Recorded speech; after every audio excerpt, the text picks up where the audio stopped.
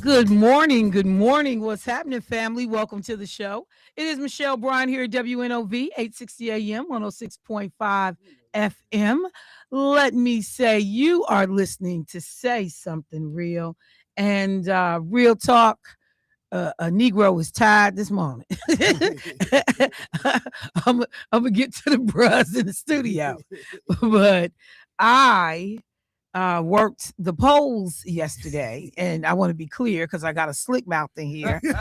Not the POLE, but the POLLS.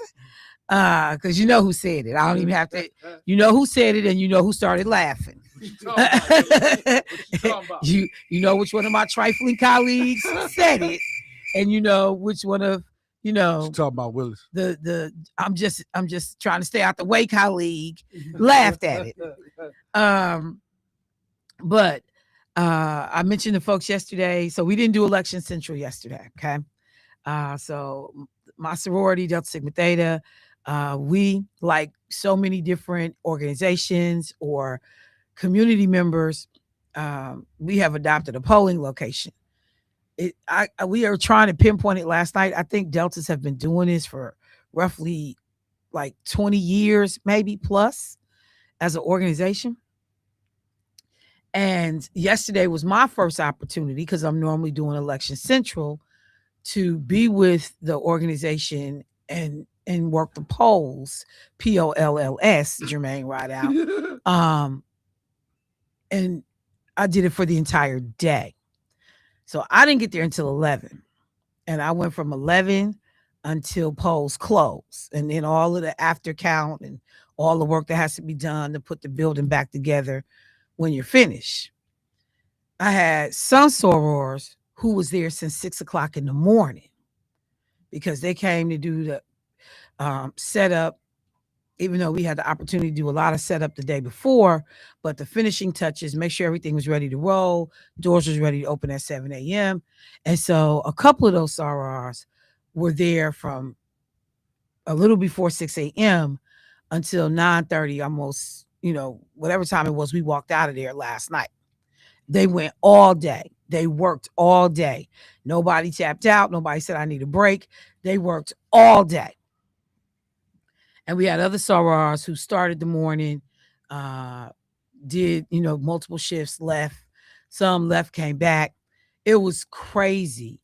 But in total, I think we had 15 to 17 different sorors, sorority sisters, that came through to help make those polling wards work and make everything happen. So people know on election day, I run my mouth all day.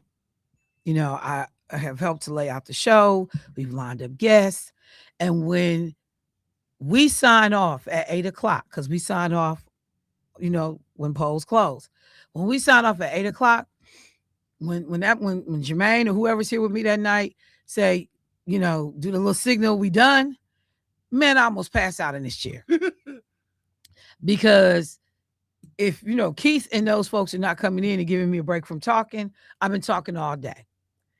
And I always, Debo, everybody be mad because all I do is sit on the couch. They like, we ready to go home. Man, I can't move right now.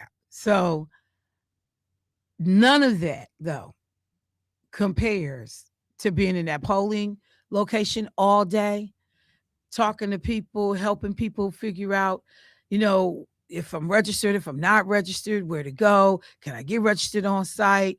And so when I say, they tell you often, you can't appreciate somebody else's journey until you walk a mile in their shoes. Mm-hmm.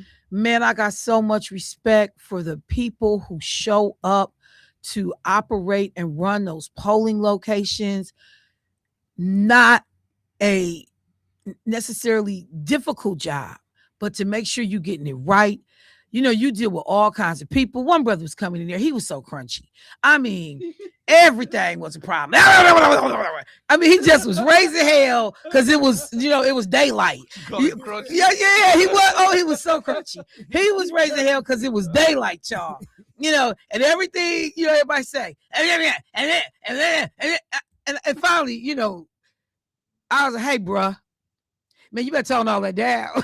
So he turned around. What you gonna do? Keep on. And so he ended up being funny. But when I tell you, just giving folks a hard time. And people had good sense of humor. One brother came in, he had all white hair, white beard. And one of my sorority sisters said, oh, he looked like Frederick Douglass. So when he got over to the table, I said, hey, bro. He said, yeah. I said, you see that sister right there? He said, yeah. I said, she just called you Frederick Douglass. He was like, what? I was like, get her, bro, get her. And I got out the way. Yeah. Oh, yeah. My sorority sisters realized yesterday I was a snitch. I was like, you say it, I'm telling. And so I got out the way. And, he had a ball. I met listeners to the show. I'm talking. Brother turned around. He was like, Michelle? I was like, yeah. He said, oh, I got to tell my wife I met you. So that part, all of it was great. But when I say, and I'm hoarse, like I was doing the show yesterday, like I was doing Election Central, because you talking all day. But I'm so proud of the women that are my sorority sisters, the work that they do. I'm so proud of everybody that shows up and does this work. And people don't realize sometimes the sacrifices you're making. People take off work. Now, these are not all retired people. These people taking off work to come work the polls that day. So just stellar job. I could not start the morning without saying how much I appreciate everybody who does that work. So now let me get to the bros in the studio. Mr. Ride Out. Uh-oh. I'm not. You might not want to start with me. I'm not getting ready to wrestle. You might not want to start with me. Not going to wrestle with you. Oh, we going to wrestle. Because guess what? I sound like my granddaddy. I ain't getting ready to wrestle with you this morning now. A wrestle. I told you. I ain't going to wrestle with you this morning. I have to start saying that to me. So, man, everybody that came up to me said something about me. That was funny. Everybody that came up to me. Yeah. And said something about me. Yeah. Everybody. I think y'all should. No, you don't. No. Set up. You don't think nothing. Set up a bout. We gonna put some ropes in here and let y'all go at it, man. I'm gonna tell you right now. Put the gloves on the table. If we had to do a fundraiser, that'd be dope. And we put Meech in that little box with that water. Then we'll make $1 million. Everybody gonna line up for that one. Meech, you should do your part. That line gonna be 5 blocks. Boy, you hear what I say? Straight up. I mean, hey, but that'd be dope though. People would kill to get in that line. Everybody I talk to, I don't care, old, young, male, female. As soon as they figured out I was Michelle, man, that Meech man. This one man said, "Tell him I called him a." He said, and you can tell him I said it. I said, no, we ain't gonna say that on the air. But yeah, so how you doing this morning, fam? Well, Shell, it's Wednesday. God, Clark. And today, Clark, you wasn't even here yesterday. You gonna come in and remind him? Yeah, because yesterday was Tuesday. Look, put the camera on him, Clark. What is yesterday was Tuesday. Today is Wednesday. It is Wednesday. And if someone asked the question, and that someone would be me. I told you were self-need a companion. No one asked the question. Well, I felt bad that I had left Wanda Montgomery here with you on Question Week. Yeah, because she sure got it too. Yeah. She got it. she said, boy. She actually had texted me, oh, I got to do Question Wednesday. You got to do it because I'm going to give it to you. Well, Shell, all right, was gone, the world is waiting. I really have 2 questions, 2 quick questions. First one is a did you know? And then the second one is a question. The first did you know is, did you know that lowercase b, d, p, and q is the same letters just in different positions? Yes, Greenfield. Okay. We all knew that. All right. That's a did you know moment. It really isn't. It is. If you write it down and shift it around. Even the slow kids do that. But go ahead. Okay, so that's my did you know moment. Okay. My question is, Clark, Shell, respectfully. Did you just come up with music for Did You Know? Yeah, it just popped up in my head. It just happened like that. I'm just wired like All that. right. The question is, Someone asked the question. So if mosquitoes, Why does he think? if mosquitoes need blood to produce babies, and the blood comes from us, do that make me the father of many mosquitoes? That's just the question I have. That's just the question I have. Is it possible that I father some mosquitoes? So my question is,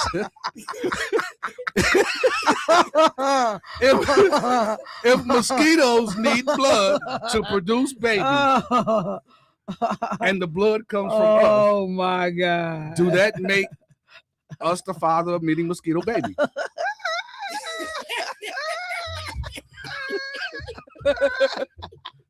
Someone asked the question. To our listener, can you please help us? So again, the lack of paying attention in class. While on the surface, many of Jermaine's questions sound like they may have merits. If the turtle leaves the shell, Is it is it homeless homeless or naked? And we let him know, no, it's dead. Oh. Hey, Kwaku said, I'm the pappy. I'm the pappy. You know what? All that education, and he's dumb too. Got a whole doctorate, and he's dumb too. Yes. Female mosquitoes need blood to help them reproduce, but the blood actually acts as a nutrient. It's like food. So they needed to have the healthiness to be able to produce. It is not like what is required for them to get pregnant. So in terms of, but that means that mosquito has my DNA. No, because it has my blood. No. It's related. No, because your blood does not serve as genetic material. So if they went and did the DNA to dumb Dr. Kwaku's point, who's the daddy? They would not come up with your genetic DNA. you would be in the stomach, in the mush that is the food content. We would not be able to get a DNA sample and identify you as the daddy. So that means that I could dodge child support then. I'm not the pappy. So for the young students in the car riding with their parents, this is yet another example of why you need to go to school and pay attention. Say it again, Clark. And pay attention. Pay attention. Somebody stop me on the road. And Kwaku's sister, Dr. Alicia Moutry, said, Jermaine, you are the father. Okay, Happiness Donuts up here. We are in a war and thinking about being a baby daddy to mosquitoes. Happiness Donuts, shut up, man. We are in war, Michelle. And y'all are here talking about being a baby daddy to mosquitoes and just got the sad, crying, hollering face. And really? Al, I'm coming. Al Walter said, great question. Hey. No, it wasn't. Hey. So that makes me the baby daddy. No. So, and then so, Kwaku, yet no one asked that question. Clark is the pappy. Good morning. Yes, good morning, y'all. I feel sorry for people online that have to tune in. It's on Wednesday. Hey, Solis, good morning, babe. Somebody said my son is crying laughing.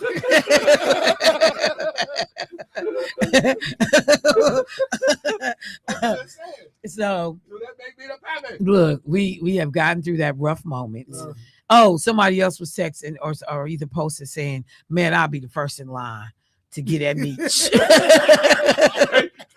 it back around. Somebody said, "And my rotator cuff is torn, and I'm still in the line." Yeah, let me go to the phone line. Hey caller, what's happening? Rod, I told you to get your ass out that crap.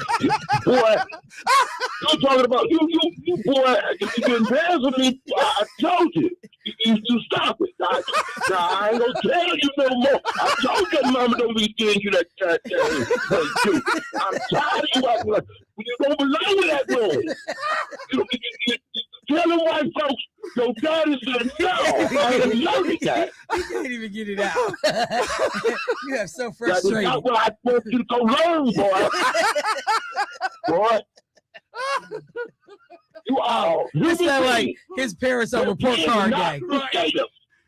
His parents on report Your card kids day. is not mosquitoes. Now, you stop saying that. I'm telling you, I don't want to hear that no more. Yeah, you ain't no step there. You ain't the godfather of them. You ain't none of that, boy. You give it. You ain't the Don't make me call up there no more. you ain't the stepdaddy. You do.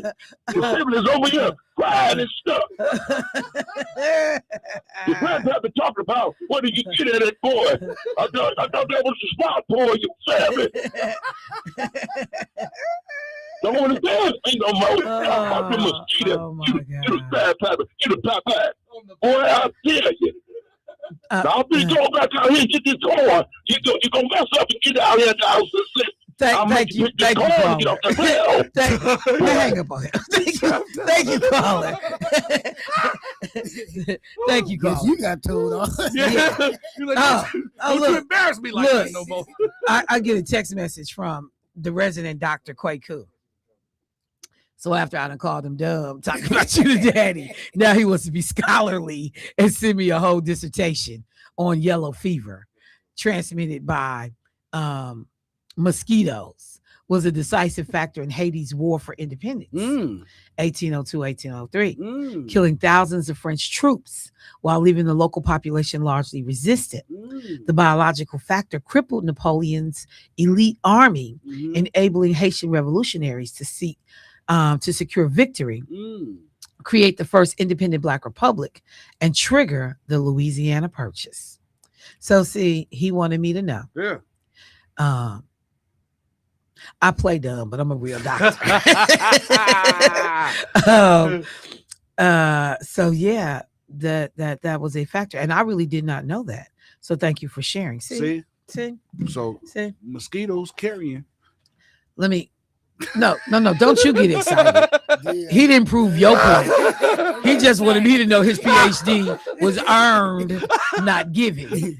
Mine was given. Yeah, don't get excited. He didn't prove your point. Let me go to the phone line. Hey, caller, what's happening? Good morning, Michelle. Well, hello, Angela. How are you this morning? I'm well, and yourself? Well, depends on what you got to say this morning. Well, right out. Your daddy, JT, he don't disown you. For that. He's really sending out for your father. And he don't. Papa. He gonna be like, is that my son? Respectfully. And all you children that's listening, don't go to Greenfield. Do not go to that school. Because you see the results of Do not. education. Do not apply for that school at all. Because y'all going to be asking questions like that person. And his daddy finna disown them. So, But thank you, Angela. Appreciate yes, it. you all have a blessed day. Yes, Right now, ma'am. come on now with some better questions because I can't get my laugh on, man. I was like, I am so done. I was like, what? I said, I am so done. The thrill is gone. The thrill. Yeah. Thank you, Angela. Okay, y'all have a good day. You too. Now everybody on social media talking about, I was just being facetious. That was a stupid question. after he said that was a good question. Yeah, when I call him out. I was being facetious, Michelle. Don't put me in that category. Let me see. Somebody else said, oh, Dr. Kwaku. See, he said that was for the babies listening in the car, that education piece. Yeah, I knew he was going to, try to. Double back. Somebody else said, I thought Wednesday was for wisdom. It's for questions. Questions, I said. I can be like, that's what you get for thinking. Right. I thought Wednesday. You know what? I do prefer Wisdom Wednesday. I do, but unfortunately, when you don't pay a lot of money, this is what you get. You get what you pay for. Let me go to the phone line. Hey, caller, what's happening? Yeah, good morning. Good morning. Jermaine good morning. Jermaine trying out for the fly. For the fly. Yeah, part 10. Well, if he trying out, he failing. That's all I'm gonna tell you. Thank you, caller. Yeah, y'all. I'm just. Well, these are the questions that sometimes I ask myself. The number of people that have weighed in and texted me is scandalous. Y'all ain't texting me about voting, but y'all texting me about this boy. All right, these are not questions. Good morning, Carolyn. Carolyn came in like she shamed to work here.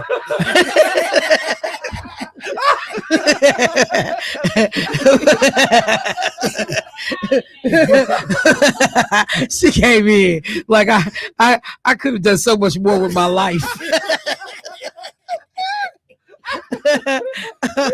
I feel so bad. You should have saw her face was depressed when I looked over.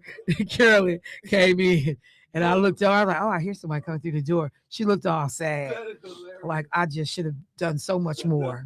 All right, y'all. I gotta take my first break of the day. When we come back, talking elections. Let me see. Oh. Lena said Wednesday is what the hell Wednesday.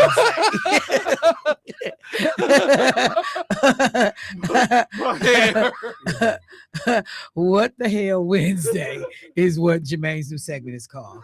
All right, I like that. Thank you, Judge Taylor. Now the kids know that the judge cusses. What the hell Wednesday? All right, well, we are going to take a commercial break and come back with quality programming. Because the beginning part of my show just feels way too much like the Keith Perry show. Community voice. I got to do better. So I have a commitment to giving hard-hitting news and content when we return on the other side. Michelle Bryant, WNOV, 860 AM, 106.5 FM. We'll be right back.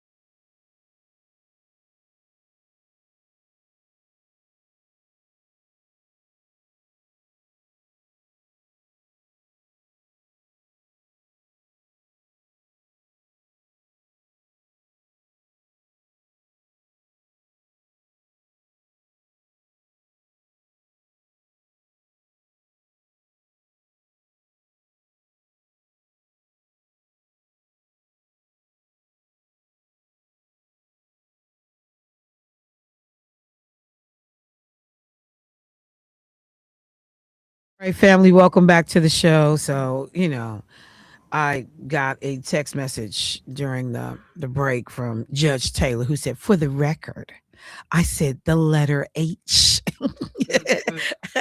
We all know what the letter H stands for. For the record. So let me say this. Yesterday was election day in Wisconsin and in other states around the country. I think primarily most people were watching for two particular races: the Wisconsin Supreme Court race and what was going to happen down in Georgia with the seat of Marjorie Taylor Greene, who has resigned from Congress.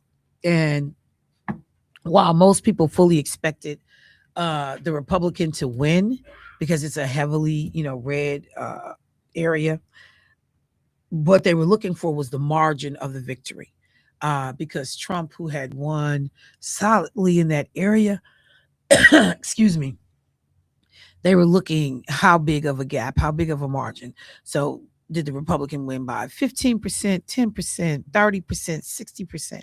What does that look like? So take a moment and talk a little bit about that. But first, to keep it local, the big news of the night, Chris Taylor, Judge Chris Taylor, ascends to the Wisconsin State Supreme Court and won handily. If you look at the data, she walked the floor in Milwaukee, she walked the floor in Madison, and they had called that race relatively early. I think they called that race with 60% reporting.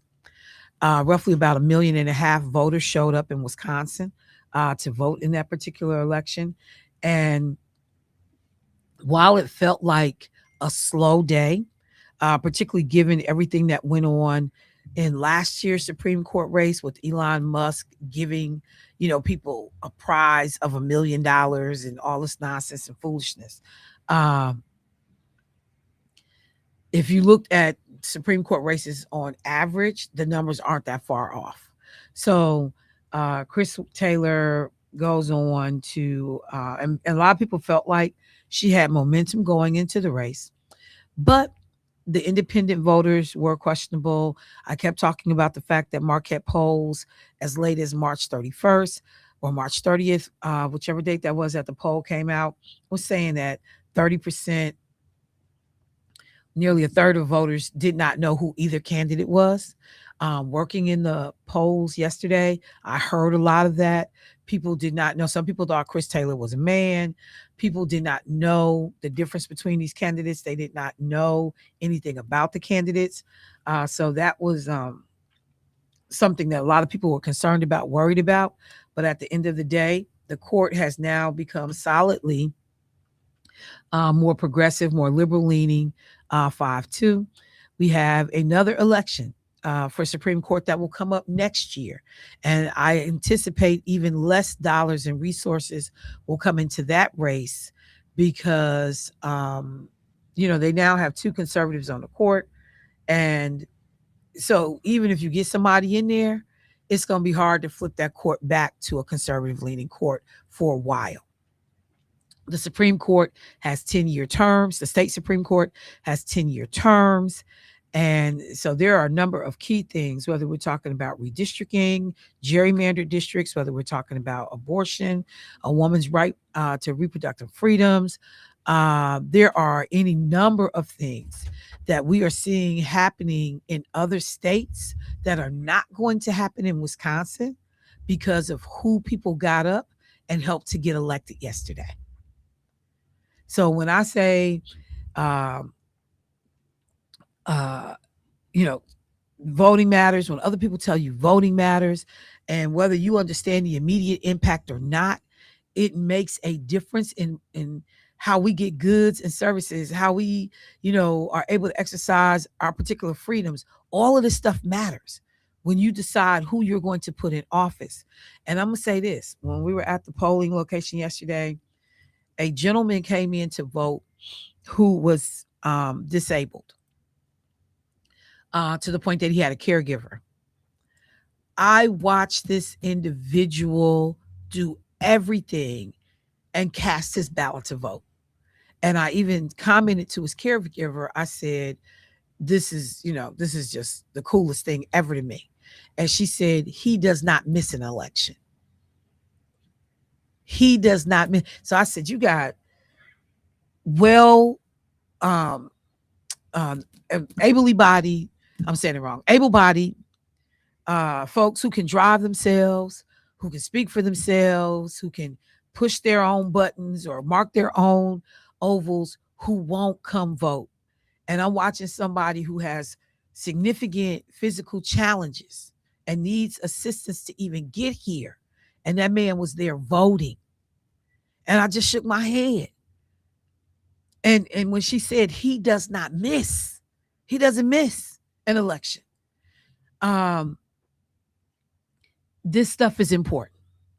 So we'll talk a little bit more about, going forward, because there are some huge cases that we needed to keep our eye on that will be coming before this court. Yesterday, I did a back and forth with a caller to the station about the gender makeup of the court. And again, Wisconsin was founded as a state in 1848. Men have been running this for as long as most of us can remember. It is only within the last 10 years or so that we begin to see a sizable number of women on the court. I can go back to Shirley Abrahamson, and when she, is first on the bench. This is a relatively new phenomenon, and now somebody got something to say because you got a majority of women on the court, but it's been a male-dominated court since the beginning of time, since the beginning of the state's inception. So again, I equated it yesterday to, too many black folks now showing up. So now everybody got something to say. How y'all getting these opportunities? How you get to come in the room? And if you in the room, that means I'm not getting my voice heard or I'm not being represented. It's the same ignorant thinking. In terms of a lot of the things on the ballot yesterday, when most people went in to vote, you had that Supreme Court race at the top of the ballot. And then you had a number of judicial seats. I'm going to be paying attention today to the undercount on judicial seats because so many people were like, I don't know these folks, even though many of these judges have been in office now for years. And they're like, I don't know these people. And this is the one thing I want to say to judges. I understand that the system is janky in that once you get your signatures, most of the judges don't have an opponent. So they feel that they don't have to do nothing else. They don't have to tell voters why, they needed to vote for them. They don't have to send out a mailer. They don't have to come to community events to talk about their, work that they've done so far, that they just sit on a almost cussed behind and wait to be reelected and wait to be well paid again. I want to be clear. Whether you have an opponent or not, in an elected position, you do have a responsibility to come talk to voters. You do have a responsibility to still ask these people for their vote. I understand that the system is raggedy and that by merely getting, 200, 400 signatures, 2,000, I don't know what the number is. But by merely getting those signatures, now you can just go sit at home. And this is the cycle. So I'm seeing more and more people get frustrated because they're like, who the hell is this? I don't know this person. And you don't. And if you don't go before them in court, you won't know them. So judges, these are elected positions. There's nothing that stops any of you from talking to the community about what you've done since you've been in office, about what your judicial philosophy is, and why people need to continue to check your name. But the way it's set up, if only one person votes for you and everybody else does not, then you still win. And somebody just said courtrooms are public and people should come in and observe judges, not just the enough group. Yeah, I ain't got time to come down there and observe you. I ain't observe you to get you voted for. You had to tell me before you got a courtroom, how did you get in office? Before you became a judge, how did you get in office? People had to understand why they needed to vote for you. So it's easier for you as an individual to come talk to us than it is for all of us to come downtown and watch you in a courtroom. I disagree with that. There's merit to it because we ought to understand the process. But before anybody knew your name and that you wanted to run for judge, what did you have to do? You had to go around to all these little community meetings. You had to go introduce yourself to people. You had to put out some lit. You had to knock on a door. You had to talk to people. You had to ask people for their support. And then once people get elected to be judges, they act like they don't have to do none of that no more. That's nonsense to me. That's not, I disagree. That's nonsense to me. You still have to ask people for their vote. You still have to ask for support. You still need to talk about your record. So a lot of people were not voting for a lot of them judges yesterday because they was like, I don't know what y'all do. So that was one thing. There were only a few county board supervisor receipts that were contested, 3. So a lot of the county supervisors, same situation. You got your signatures, you got on the ballot. Some people didn't hear from people. Didn't nobody do nothing. Didn't nobody say, hey, this is my record. This is what I've been doing. I hope for your continued support. And I realize the fundraising is not always there. You don't have a ton of money, but you could do something to ask people to continue to support you. Because that hustle that it took to get in office, many people lose that hustle when it's time to ask for re-election because you don't have an opponent. So there were 3 races that had an opponent. District 9, Supervisor Patty Loxon, she won re-election, 59% of the vote, against somebody, Maksud Khan, who had 41% of the vote. District 11, Kathleen Vincent, she won re-election, 66% of the vote, against, the way the paper put it, perennial candidate. I know some people that are perennial candidates. Ryan Antzak, who got 34% of the vote. So Ryan, what the Journal Sentinel is basically saying, paraphrasing, is stop running for office because you just keep running and keep losing. And then the race that I talked a lot about, District 7, Supervisor Felicia Martin won re-election, 68% of the vote, against Stacey Smither, Smack Daddy Smoocherini, because we don't really know what his last name is. So Felicia Martin wins. So those, and let me say, got a new member on the county board, CC Brown. A lot of people know CC. Her son, Lee Van Roundtree, is now going to be taking the seat that was previously held by Saquana Taylor, who did not seek re-election. She's in the state assembly. And so congratulations. Lee Van Roundtree is now on his way to the county board. We got a number of people that have been holding while I've been talking. So let me go to the phone line. Hey, caller, what's happening? Well, good morning, Queen Sister. Good morning. Miss Michelle Bryant, I hope you're doing well, dear. Wait, say that. What'd you say? Say it again, JT. I missed it. I'm sorry. I said good morning to you, Miss Michelle Bryant. I hope you're doing well. Oh, I'm doing well. I'm doing better now that we've heard from you. Oh, bless your heart. Right. And good morning to the outstanding gentleman in the studio this morning. Good morning, gentlemen. Good morning, JT. Hey, Michelle. Just quickly, that's when you talk about when you were working at the polls yesterday, it reminded me when me and my daughter was working the polls when President Obama was running, and you were talking about how hectic it was yesterday for you. Can you imagine how hectic it was for me and my daughter when President Obama was running? Oh, it had to be madness. And that's what, JT, thank you for making that point, because I expect that it's going to be a lot more intensive in the August election. Absolutely. The primary for the governor's race, and then the fall, I won't be at the polls in days. I'll be on the radio. I'll be at the radio station. I know that's right. Look, It's my daughter. I'm embarrassed to sorry. say it out loud, but I won't be there. I know. Because my daughter, she lasted from 7 o'clock until 12 that day. Ooh, yeah, it's rough. I was there It's I rough. was there until 8 o'clock that night, but yeah, my daughter, she could only handle it for 7 to 12. Yeah, I remember when you mentioned that this morning. And congratulations to Supreme Justice Chris Taylor of her winning yesterday, which Definitely. I voted for her, so that was a nice outcome. And Michelle, you're absolutely right, because on my ballot, besides Judge Chris Taylor that was running, the only name I recognized was Deanna Alexandra, and she was running for a supervisor on my ballot. Yeah, running So for election. right. So I marked Chris Taylor and her because I recognized their names.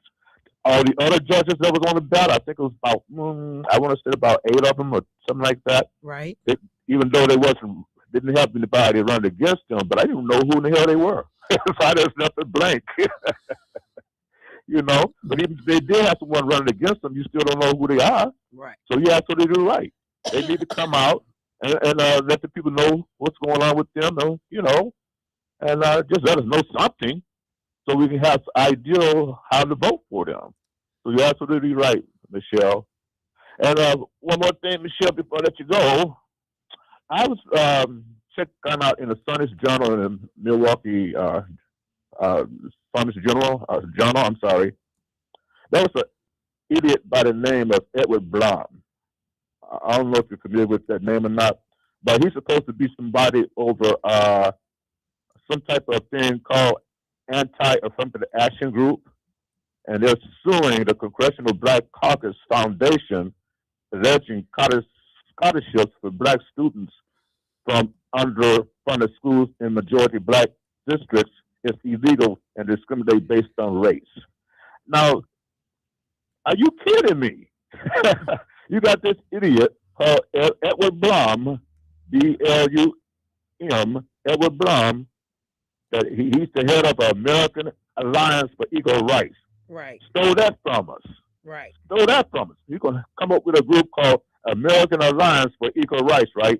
So he's going to the Supreme Court trying to sue against black children trying to get some money for scholarships. Now, these Nazi slash mega Ku Klux Klan Republican groups, they're getting really sickening and tiresome.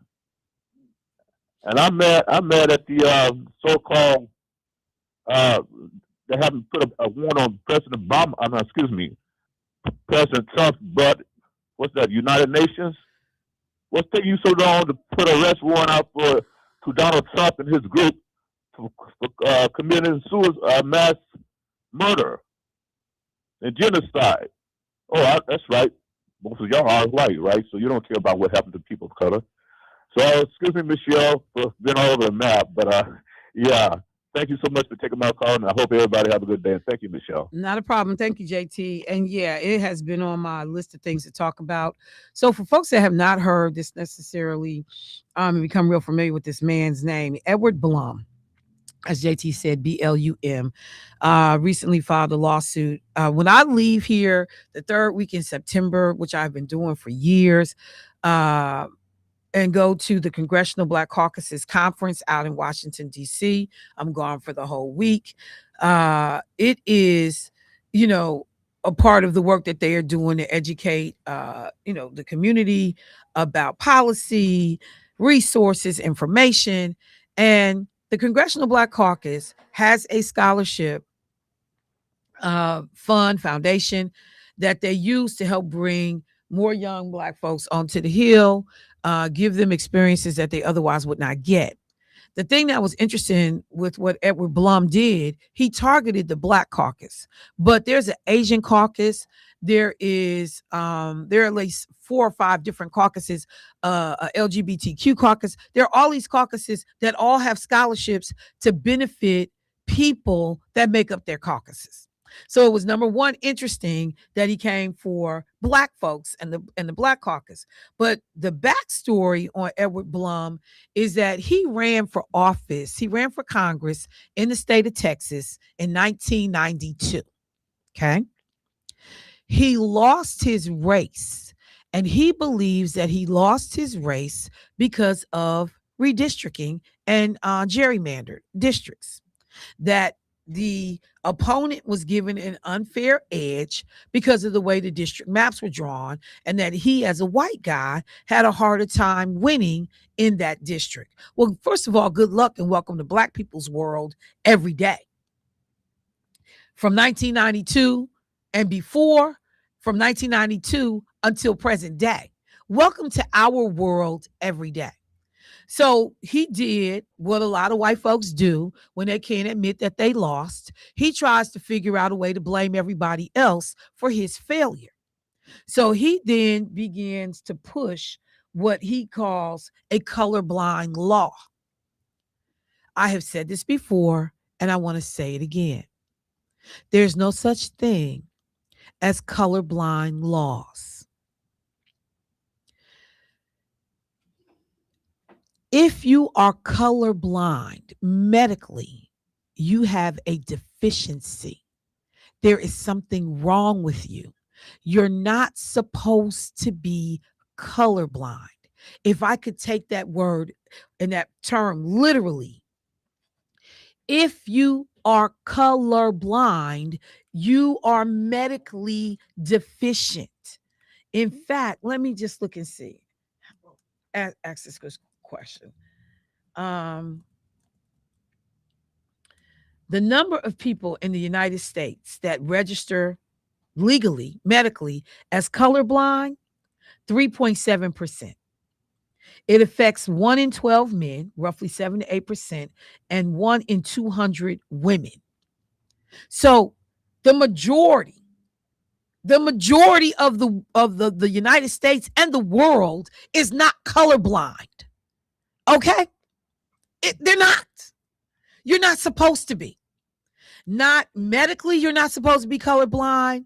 And if you understand the way this country has been built and operated, the way we have treated people in this country, and the fact that many people have been discriminated against based on color, many people have been denied access, opportunity based on color, and many folks have not seen any redress, any reparations, any payback, any I need to make this right because of the discrimination they suffered because of the color of their skin. So you're asking people to overlook hundreds of years of harm and just say we all at the same place now. You a tale. We not. We're not. Keith Paris, always ringing in the back of my head. It always comes back to slavery. We're not. When we took those kids on the college tour and we were standing in the museum down in Selma, one of the things I said to those kids is when the 1965 Voting Rights Act happens, when I'm born, because they had the jars with the jelly beans, teaching the kids about the poll taxes and what, Black folks used to have to do to be able to cast the ballot to vote. And for a lot of these kids, that seems like ancient history. And I said to the young people, when I was born, and I was born in 1964, when I was born, those jelly beans that you see in that jar right now were still being used. They were still being used. Bubbles on a soap bar, recite the Constitution, preamble to the Constitution, all of that was still being done when I was born. And even when the 65 Voting Rights Act passed, it still took time for people not to still be trying to pull shenanigans at the polls. And we got people doing it right now. They're just doing it in the legislature. Because I don't know if people were paying attention, but the House passed the SAVE Act yesterday.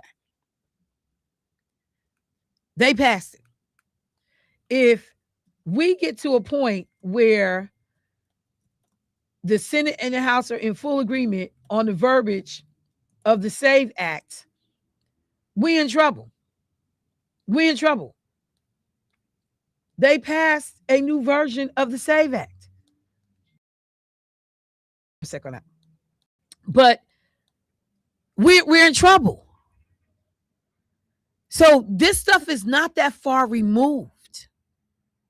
So that's how this whole thing gets started now with this man coming after the Congressional Black Caucus, because then he started doing it in college admission, and he started anywhere he could figure out a way to stop Black people from being given a leg up, an opportunity, because this stuff is old, not because we're inferior and y'all making a way for us to get in and we're not qualified. But the point is that you have systematically kept us out. You have legally kept us out, indirectly kept us out, and gave preferential treatment to your white, mamas, uncles, daddies, cousins, brothers, sisters. Now we just all supposed to overlook all the favoritism that has been shown to white people since this country's founding. And for the few little years that people said we need to figure out how to make some of this fair, because we know white people been getting over and have had have had a major advantage over other communities since they set this whole little shindig up. And then a white man somewhere sitting around and you're not doing well, and you got people convincing you that it's everybody else's fault but the other white men that look just like you. Nobody Hispanic, nobody Black, nobody Asian, nobody, whatever color you want to make them, is making your life miserable.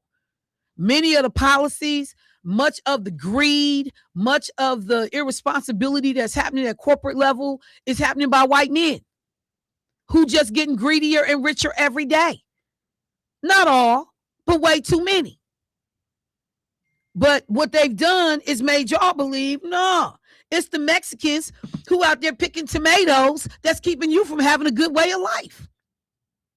It's the DACA child who is in this country, who was brought here by their parents when they was a baby, that's making it impossible for you to afford college. That's making it impossible for you to have health care. All that's BS. All of it. Let me go to the phone line. Hey, caller, what's happening? Hey, Michelle. What's going on? Question. Yes, ma'am. What is your opinion on the mail-in ballots? Because I was talking to my sister about that yesterday, because that's how I received mine. But like when time from the president, for the vote, I'm going in, because I don't even know how that came about for me to get the mail-in ballot.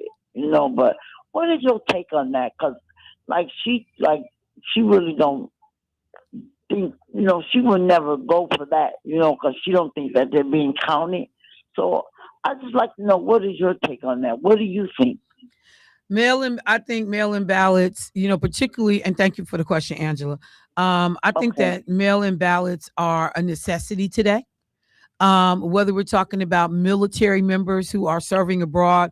Yesterday, when I was at the polling location, I got a text message, and I saw, I was pinged on Facebook, a young man that I care deeply about, young brother here in this community, just deployed to Iran.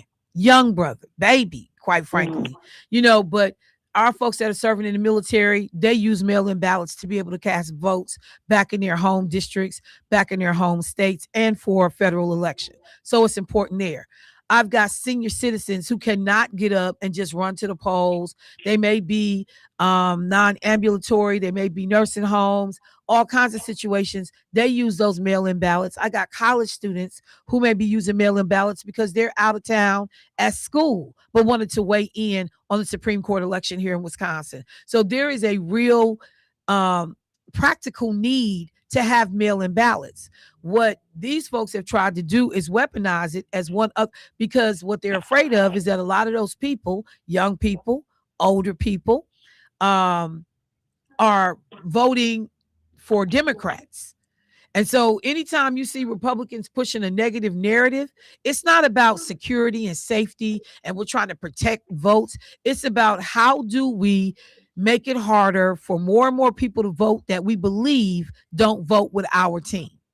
That's what it's about. So I 100% support mail-in ballots. Okay. All right. Thank you so much. All right. All You're right, welcome. y'all. I gotta take a quick break. When we get back, I will get to these other comments. Um, yes, somebody said, is this the same guy that went after the two sisters who were giving grants and loans to other black women? Yeah. So, white folks hop and hoop and holler. Again, not all, but way too many. Y'all need to take care of yourself. Y'all need to do for self. Y'all need to be independent. Black women create a fund to be able to help other black women entrepreneurs. And who sues them? White boy, because you mad. But see, it's really just about stirring the pot and keeping up nonsense. So, well, which is it? I can help my own community or I can't. I'll be right back.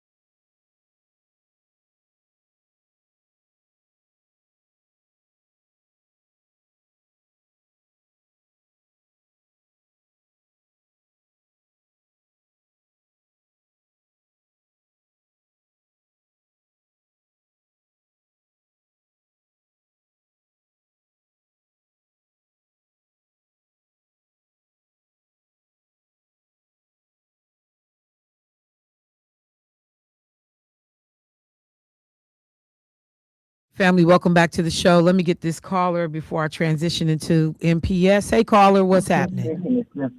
I can't. Hello? My tongue 3 times. Hello? Yeah, the one on the right side, Hang on. lower right. All right, call us back, caller. All right, look, family. On Monday, a lot of us may or may not have seen that the Milwaukee Teachers Union held a press conference.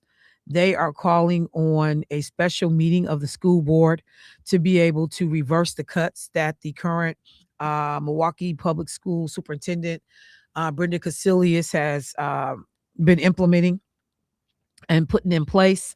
At this point, they are saying that about 201 current employees will be losing their jobs. And a statement from the district said around 70 positions are based in the central office. 59 assistant principal positions will be receiving what they call excess, EXCESS, excess letters as a part of the plan. 62, quote, implemented positions or educators who have a teaching license but are not assigned to one classroom also receive these letters. And the excess letters indicate that an employee's current position will not exist next school year. It does not automatically result in a layoff. The statement said the district is actively working to retain its staff, blah, blah, blah, blah, blah, blah. But the teachers union in their letter said, quote, there is not a clearly articulated, documented, or shared strategic plan that defines district priorities, guides resource allocation, or establishes how major initiatives will be implemented, measured, and sustained. In the absence of such a framework, budget decisions are being made without a transparent rationale for how resources are prioritized across competing needs. And so there were parents groups, teachers, again, that were a part of this press conference on Monday. And I have been listening to folks that are in the education arena in a variety of roles, whether high school, elementary school, middle school, across all types of positions, principals, assistant principals, deans, specialty, instructors, all kinds of folks. And one of the things that has been consistent is number one, people saying, how dare this district, if you need to remove an assistant principal and they have to go back to the classroom. So I gave the example before. I was a teacher for 13 years before I became an assistant principal, an administrator, blah, blah, blah. You eliminate my position. So now I'm forced to go back to a classroom. You don't even start my pay where it was after 13 years of teaching. You're starting my pay as a brand new teacher from day one in the building. That is nonsense. That is absolute nonsense that you disrespect the 13 years that I did as an educator, and you're going to start me at starting pay, which means that a new teacher coming through the door and I will basically, on some level, have the same degree of seniority. So if cuts got to be made, you got a teacher that's been there for 2 years. I've been with the district for 13 as a teacher and then however many as an administrator. That teacher with 2 years got more seniority than I do, the way this whole thing is being restructured now. When I say that the school board needs to be educating the community about what it is that they understand with this plan and how this impacts their constituents and the staff that work in their and live in their districts, this is madness to me.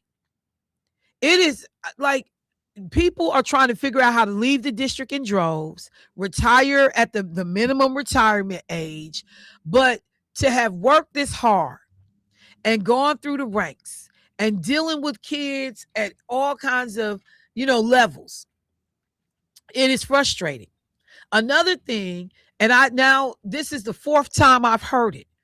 People are paying attention to the superintendent. They are not happy with the way Brenda Casilius even talks about our district, because it's always from a point of poverty, poor, struggling, pitiful, helpless, poverty.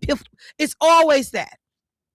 And I've heard that at least 4 times, that people are saying, you got to understand how we're being represented as a district.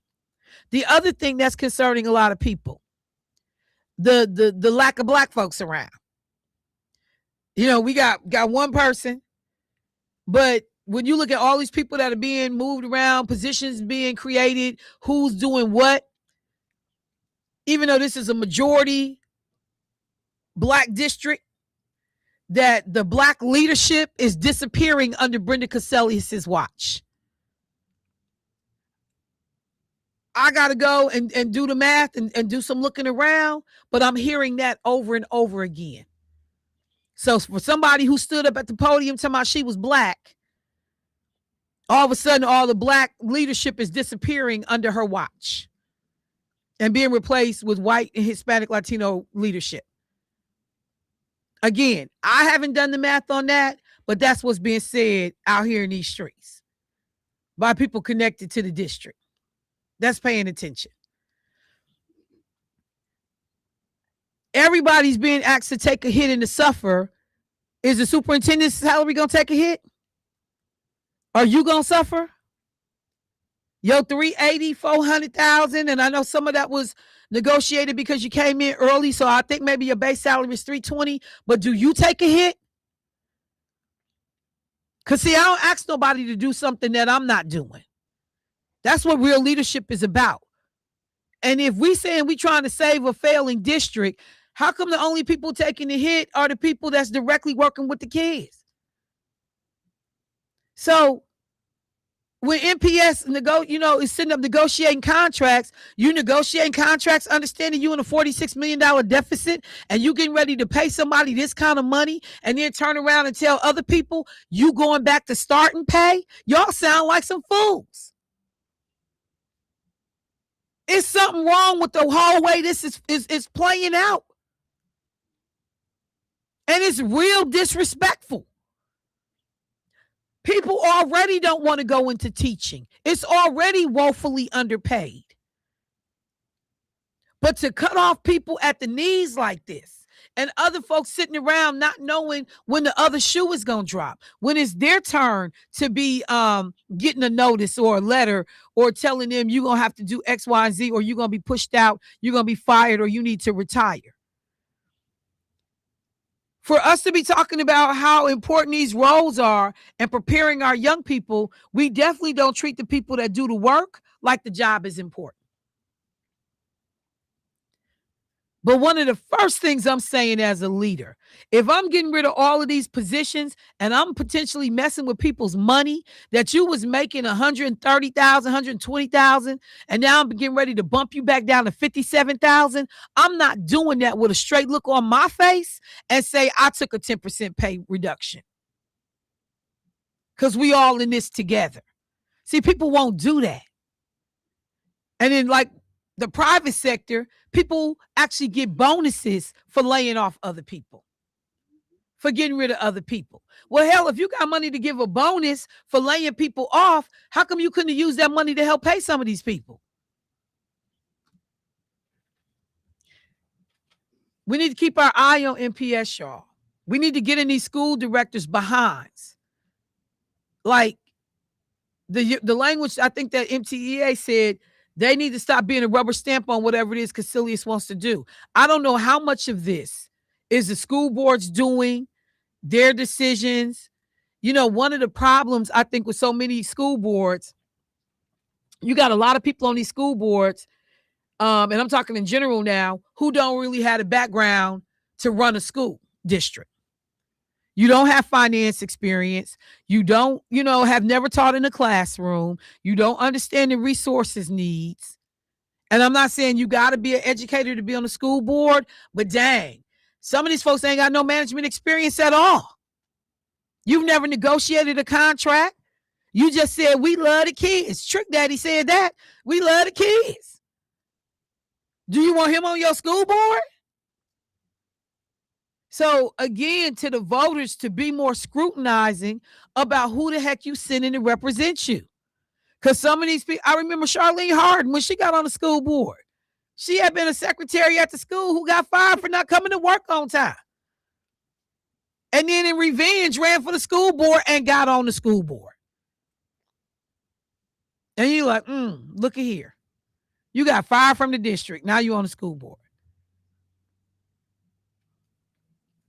We have got to take our responsibility as voters more seriously, because when this stuff starts to happen, some of it is our fault because we're not paying attention to who we sending, and we're not finding people to run for office that we know when we send them, they're going to do what they're supposed to do to represent our best interests. They're not going to be co-opted by the union. They're not going to be co-opted by corporate interests. They're going to do what they're supposed to do. All them promises and campaign, I got you, I'm your voice, I'm here for you. They're going to actually do that, because that's not what we see happening. Pay attention to MPS. Pay attention to MPS. Somebody said that's why Jesus was a servant leader. He didn't ask you to do anything he didn't. Follow his example. Teachers don't make enough already. That's what somebody said.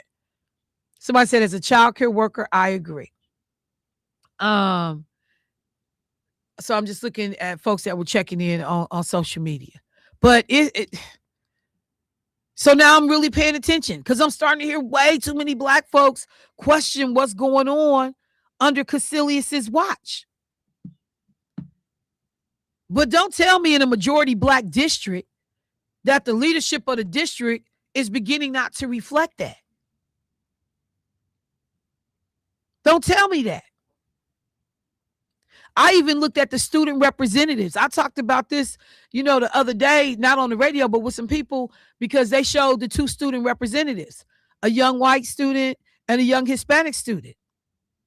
That, Casilius, them, they, carrying people around, they are proud. These young people are on the school board, or, now connected to the school board. And I applaud that. But it does look funny in a majority Black school district that the two representatives ain't neither one of them Black. But some of that's on us. Because do we have Black kids that's on student government? Do we have Black kids in the district that give a dang about having a voice at the table? So you can only, what they say when you point one finger, is you got two usually pointing back at you. Some of this stuff we helping to create because we sleep at the wheel. We letting stuff happen around us, and then you wake up tomorrow and you ain't got no damn job, and you like, what happened? You weren't paying attention. And more of these people getting on the school board that don't necessarily reflect your priorities. They hiring people that, talk the good game. I'm a person of color. I'm Black. But then you turn around and you start looking, and the Black employees at executive levels and leadership levels disappearing every day.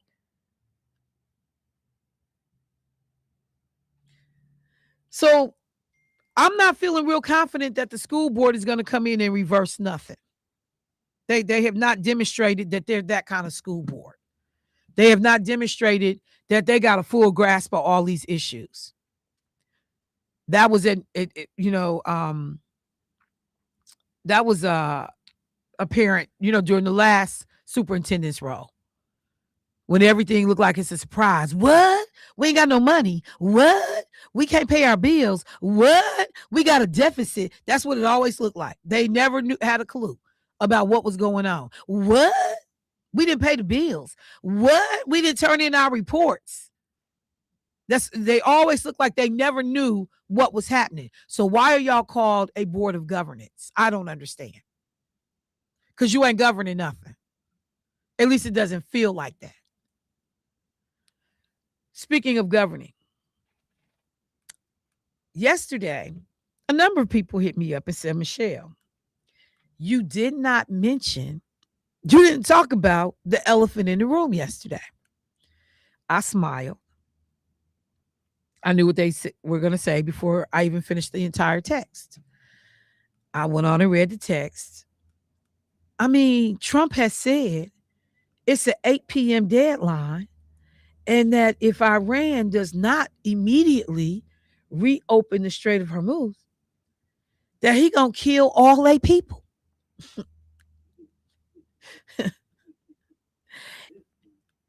And I chose not to talk about it yesterday because I felt like it was nonsense. I felt like he was not going to execute a plan in which you blow up. Um, and let me get the exact quote. Um, when Trump says, where is it? That's the old one. But basically, y'all country will cease to exist because if we don't get this, and you spend time telling people that the Strait of Hormuz is not that important to America. It's the other people around that region that depend on that. We don't need it as much. That's what you have spent so much time telling people. But now reopening it is so important that you threaten to kill all they citizens. Because before you was telling people, we in there because we trying to liberate their citizens and bring democracy to Iran. We need to get rid of the Ayatollah, all the folks that was in his regime, everybody that rode with dude. And that's what you told him. But now, oh no, it's about reopening the passageway so this oil and all these goods and commodities can be moved through. And this worked. We gonna kill a whole nation because you know, we can't get these cargoes through. Well, which one is it? So no, I didn't talk about it yesterday because I knew that it was a bunch of bluster. Donald Trump, to nobody's surprise, has proven once again that he is not capable of running a country. He is not strategic. He is not thoughtful. He is not disciplined. He does not listen. There are stories that are out there that before we ever got into this, that people said, okay, you want to get rid of the Ayatollah? We could do that. You want to mess with this? We could do that too. But if you think you're getting ready to get their people to rise up in the street and overtake the government and that 1.2 million soldiers that they have is not going to be a problem, you stupid. They tried to tell this dude, this is a road to nowhere. But you got Americans back here at home. Yeah, somebody had to do something. We've been dealing with this for 47 years. And then when you ask them, well, break down that 47 years. What exactly has been happening? Most of these people can't tell you nothing. They're just regurgitating talking points. But and here I come, Jay, I see you. When you get to a point where an American president feels so emboldened, so comfortable saying out loud, we will kill everybody in your country and wipe y'all off the face of the earth, and I'm paraphrasing, but that was the gist of it. If we don't get what supposedly is so important to us that we asked other people to do it, and the other countries was like, we ain't in that. We ain't start that war. We not in it. We not in it. And they talked about Benjamin Netanyahu, who is a colossal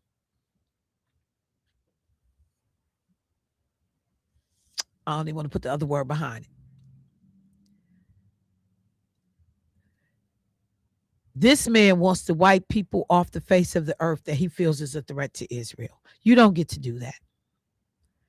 What you did in Gaza with the Palestinian people, you shouldn't be able to do that. Figure out peaceful ways to exist. But no. And then they're using America, and they got a bunch of yahoos and idiots who are happy to accommodate to help them carry out their agenda. This is not America's agenda. Not at this moment, not at this time. I got to take a break. Callers, I see y'all. I'm going to get to y'all. Please hang in there with me. But when I say that you got to pick and choose what you're talking about with this dude. I'm not going to chase every headline and every ignorant utterance that comes out of Donald Trump's mouth. There, of course, was going to be an off ramp.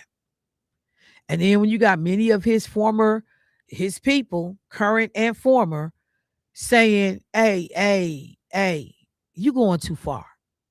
Ron Johnson had to put out now you going too far letter. Tucker Carlson, who, Trump has graciously let us know his low IQ. that's his that's that's his go-to, attack. You're low IQ. You're low IQ. So I'll be right back. Michelle Bryant, WNOV, 860 AM, 106.5 FM. I think the word was taco. I'll talk about it on the other side. Be right back.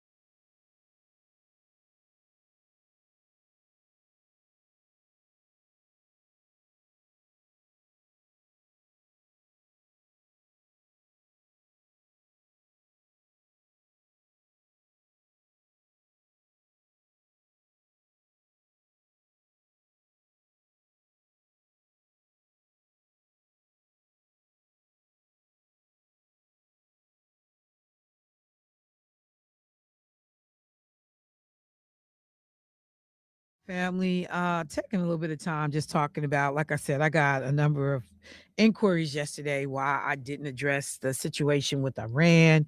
You know, I'm just at a loss in terms of this whole thing, what we're doing there, why we're you don't know why we're there. Is it about regime change? Is it about resources? Is it about democracy?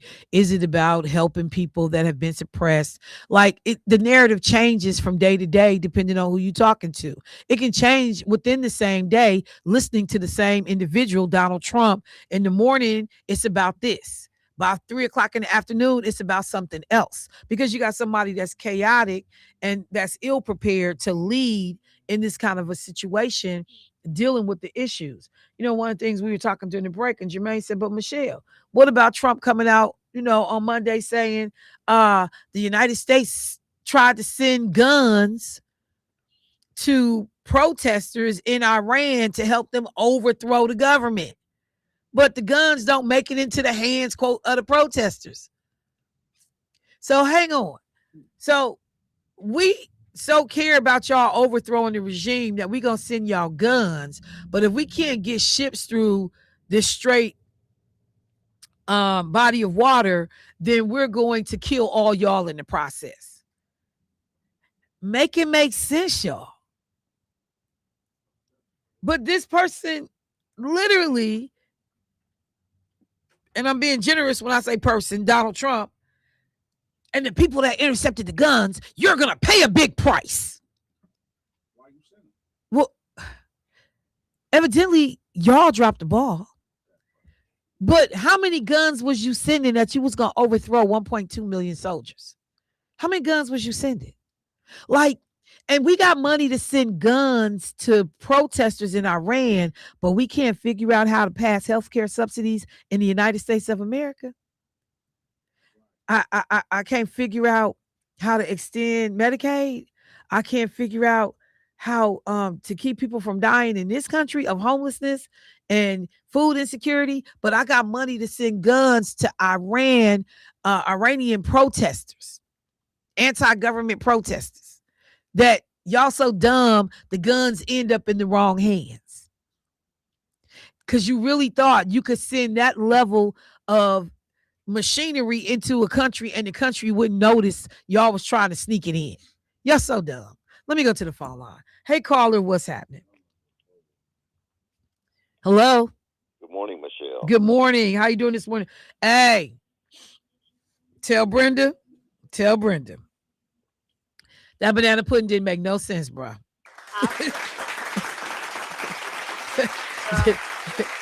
I want to be clear. I hadn't had time to mention it, but that banana pudding made no sense whatsoever. But go ahead, bro. I'm gonna have to get with you so that next year we can do a little something, put something together so we can generate money for your tour for the kids next year with the banana pudding. So we together and you spread the Look, I appreciate you. Thank you. money. Yes, thank you so much, Brenda. I mean, when I say you hurt yourself and me and everybody in the studio, yeah, we appreciate it. It was so amazing. Then Lakeisha at the house, where's the banana pudding? I was like, Keisha, I got yours put aside. And she had it last night. Where's my stuff at? Okay. So thank you so much for what you did. Oh, that's my grandson. He Samir, the one that was doing all the talking. He love him, Michelle, and he got to ease up next to What he failed to tell you is that he's our little artist, and he's trying to put together a book. So he's gonna have me to help you help him to generate his little book that he's putting together. He said, I owe Michelle a banana pudding, and Nana got to make her banana pudding. So when each spring break comes, we'll do the banana pudding. And I come to find out you on the bus tour for the college. So I'm like, dang, bananas are last, and we got banana pudding. But I'm so glad you enjoyed it, and we gonna have to hook up so that we can generate some money for your tour next year. You're taking the kids so that they won't have to worry about if they going to restaurants or whatever. But you call me. You got my number. You call me. Yes, Yeah. ma'am. I will. Thank you so much. I appreciate it. All right. All right. And one of the things I will say, y'all, and I'm not sure if I shared this on air, but we were one of the educational things we got when we were talking about the Montgomery bus boycott and everything they were doing down in Selma with the marches. The men were trying to figure out, because this was going to cost money. How are we going to pay for this? And so the women just listening to them, and they, who got it? Who got something on it? And the women got off to the side. And then one sister came back and she said, "We got it. We'll pay for it." And the men was like, "What you mean you'll pay for it?" And she said, "We got it." And this woman, and I got to pull her name, she went to white families in the area, because this woman, I guess her pound cake was hurt yourself. And this woman could cook, and she convened all of these sisters who could throw down. They went and told white women in the community, "Hey, I know you like our pound cake.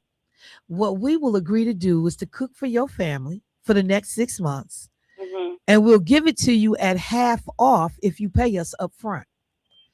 These white families bought these cakes and the food, and that's what they used to finance a lot of the marches and getting people out of jail during that whole uprising and what was going on in Selma. It was off what you talking about: women cooking, selling the food, and funding a movement. So I just had to make sure I told you that.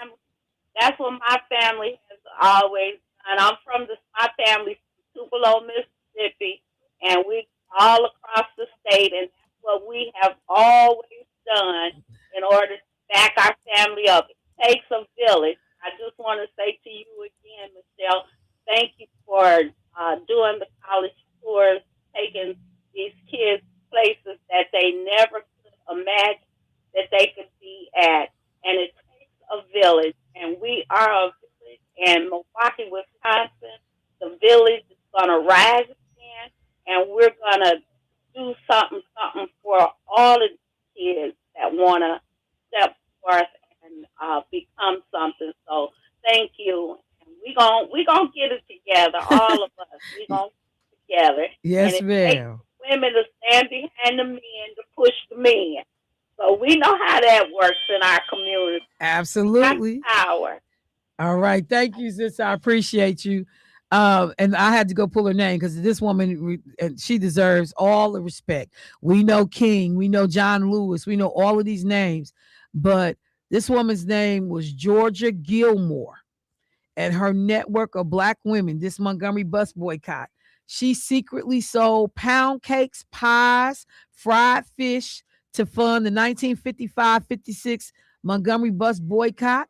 Her club was called the Club from Nowhere. She raised money for gas, repairs to keep the alternative carpool system running while protecting participants from retaliation. And when I say these sisters did it, they did it. And there's actually a story about what they did. It's called Pies from Nowhere, How Georgia Gilmore Sustained the Montgomery Bus Boycott. She was a midwife, but she could cook. This woman could cook her behind off. And she cooked and helped fund the civil rights movement. So then she did similar activities when I talked about Selma, 1965, the Selma protests, and she was creating what they call shoebox lunches. And other activists did these kinds of things. But I wanted to say this, like, when people talk about all these unsung heroes of the civil rights era, Georgia Gilmore was his sister's name. And they was like, while these men was arguing and who got something on it and what church can contribute, she said, hey, go on playing the march. Go on playing what we doing. We got it. We gonna pay for it. And them sisters raised that money. Let me go to the phone line. Hey, caller, what's happening? Hey, how you doing? How you doing? I'm good. How you doing this morning? I'm doing great. Getting on the subject of this, I joke around with the people in my building about Donald Trump. I be saying like, "Did your daddy in the White House send you your stimulus check yet?" And then we go to laughing. Yeah. So getting on him, he talking about threatening Iran by blowing them up if they don't do what he said. He said the same thing about us as the this country of the United States because he said like if he didn't have his way, he's gonna blow this country up. Not realizing that he's in this country too. So if he has the ability to blow us up, he's going to. I mean, that man got the capability of a 5 or 10-year-old child. That's what happens to people with money all the time. You know, they get beside themselves and they just act like kids, little spoiled brats. Absolutely. Absolutely. Nope. I couldn't agree more. Thank you, bro. Appreciate that call. Got another caller. Hey, Mhm. caller, what's happening? Morning, Good Michelle. morning. Your phones are really busy, and I couldn't get in. Do you have a list of dissidents that you would go to if you wanted to get the point of view of go Trump, thank you, thank you, thank you? People from inside, even if he's a klutz, even if he's crazy, all-star wrestler talking like all kind of like big stick. Do you have a list of people that you would go to and say, I want to get the other side of the point of view, regardless of the like you said a couple of minutes ago, all the day to day, it's tough you don't listen to like this latest thing between him and AOC and so forth. He didn't say kill all the people, but he did say civilization from what I gather, because I couldn't look for a whole hour, click after click trying to find out all the records. But I would not have said that. You got plenty of advisors around him who would say, oh, no, President, please don't talk that way. And he probably just, who knows? But there are tons of people saying that he's the first guy to ever listen to them, and they're cheering him on. Do you have a list of individuals you would go to that would say, yes, go Trump, even if they don't like some of the things that he talks about? I Because it's mean, not us.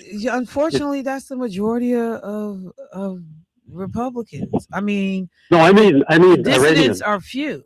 I Wait, mean, Middle Eastern people, like, Middle Eastern natives that as would dissidents. still support Trump in spite of everything that he's saying, or people that are Yeah, Middle opposing. Eastern natives. Yeah, Middle Eastern natives that are saying, go Trump, go, thanks, thank you, thank you, thank you. I mean, again, you can find those people, but you got to figure out like what the agenda is, what folks are trying to advance. So yeah, unfortunately, there are folks that exist within all groups that would still find a reason to be like, go Trump, go.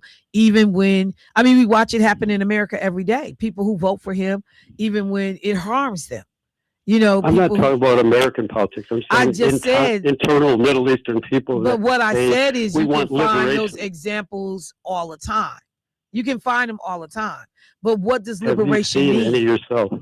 Have you seen people say, we want liberation from the tyranny of this occupation government? That Yes, it's there not have a been right. people that have talked about that they did not like the way that Iran was being governed. We know that they've had some similar uprisings, people who have talked about pushing back. We know that the regime, increased their numbers, became even more tyrannical in the way that they came after people to put the fear of God in folks to keep from having uprisings. But yeah, there are Right. people that have pushed back and have been vocal about it.